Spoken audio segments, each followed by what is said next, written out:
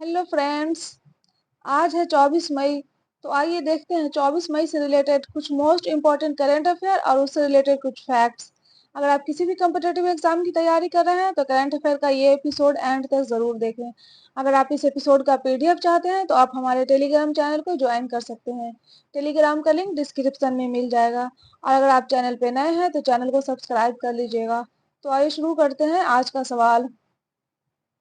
सवाल नंबर 1 है, हाल ही में विश्व जैव विविधता दिवस 2024 मनाया गया है। बताइए विश्व जैव विविधता दिवस 2024 की थीम क्या है। ऑप्शन ए है save the future, option B है act now for nature, option C है be a part of the plan या ऑप्शन डी है प्रोटेक्ट अवर प्लानेट। सही जवाब है option C, be a part of the plan.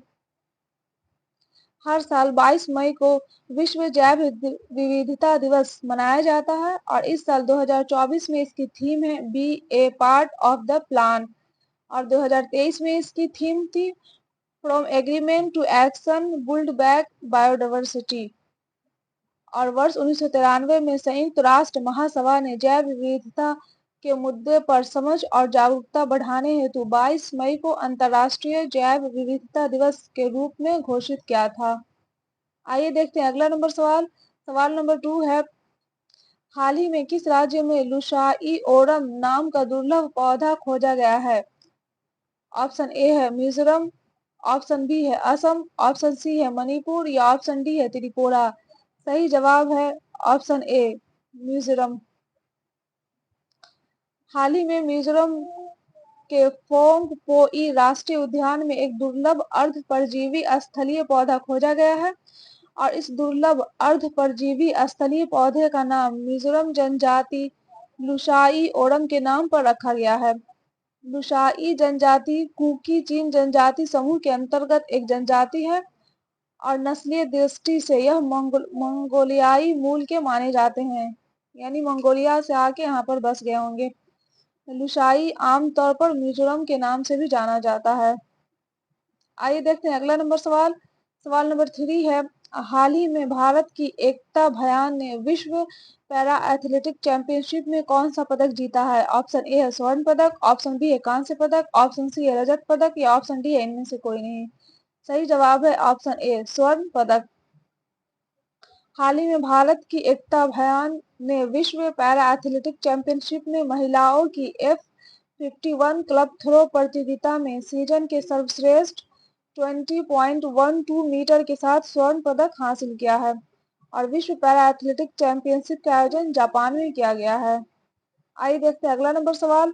सवाल number 4 है, हाल ही में आयरलैंड, स्पेन और किस देश ने फिलिस्तीन को एक देश के रूप में मान्यता दी है। ऑप्शन ए है फ्रांस, ऑप्शन बी है नॉर्वे, ऑप्शन सी है ऑस्ट्रेलिया या ऑप्शन डी है स्वीडन।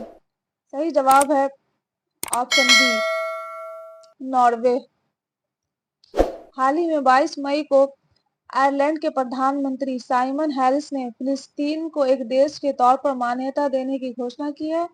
साथ ही नॉर्वे और स्पेन ने भी फिलिस्तीन को आधिकारिक मान्यता देने का ऐलान किया है। और फिलिस्तीन को सबसे पहले किस देश ने मान्यता दी थी, तो अल्जीरिया ने। और यूरोपियन देश स्वीडन ने भी फिलिस्तीन को मान्यता दिया है। आइए देखते हैं अगला नंबर सवाल।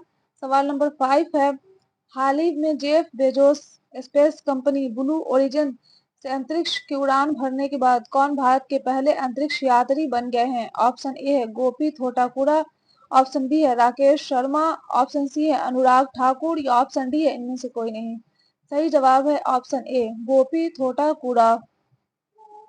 अमेजन के संस्थापक जेफ बेजोस के स्पेस कंपनी ब्लू ओरिजिन ने हाल ही में 19 मई 2024 को 6 लोगों को न्यू शेपर्ड रॉकेट से अंतरिक्ष में भेजा है और ब्लू ओरिजिन ने इस मिशन को NS-25 नाम दिया है।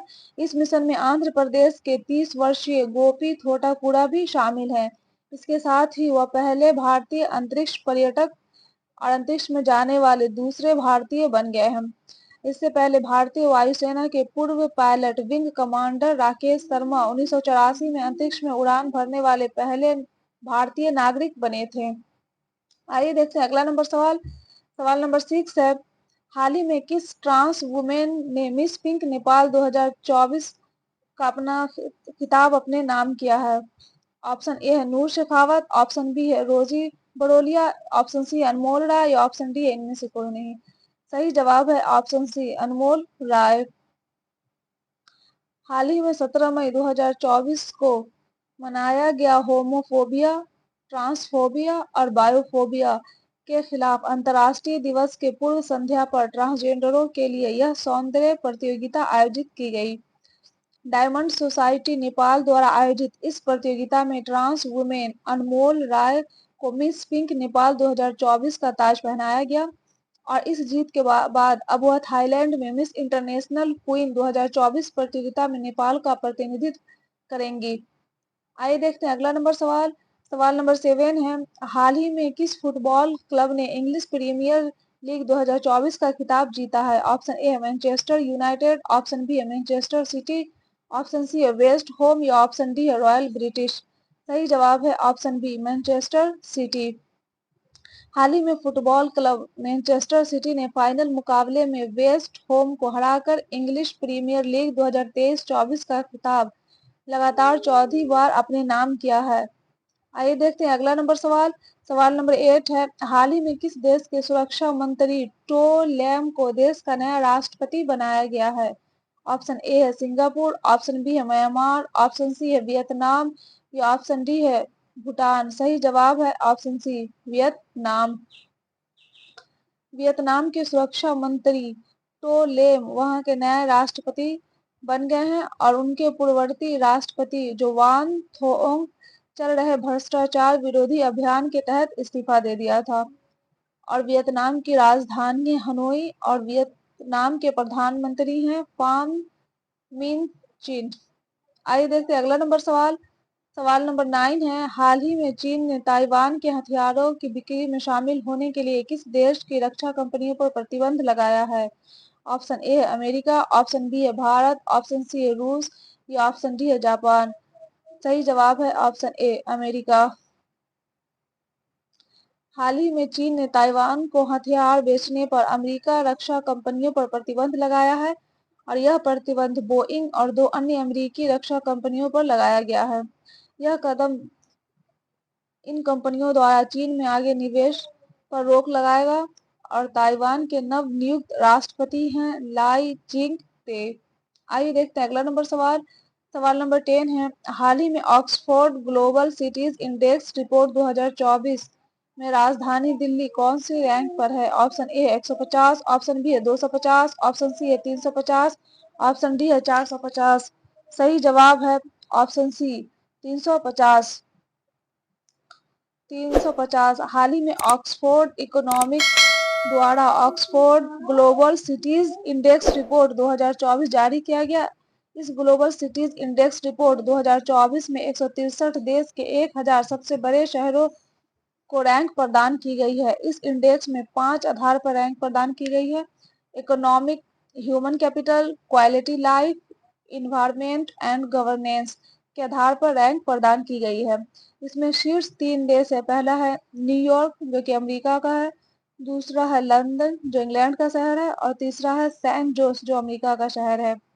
इसमें भारत के शीर्ष 3 राज्य हैं। पहला दिल्ली है जिसका रैंक है 350वां, दूसरा है बेंगलुरु जिसका रैंक है 411वां और तीसरा है मुंबई जिसका रैंक है 427वां। और उत्तर प्रदेश का सुल्तानपुर सबसे लास्ट में 1000वें स्थान पर है। यह था करंट अफेयर का एपिसोड। अगर आपको एपिसोड अच्छा लगा हो तो एपिसोड को लाइक कर दीजिएगा और चैनल को सब्सक्राइब कर दीजिएगा और अपने दोस्तों के साथ शेयर भी कर दीजिएगा। Best of luck, take care.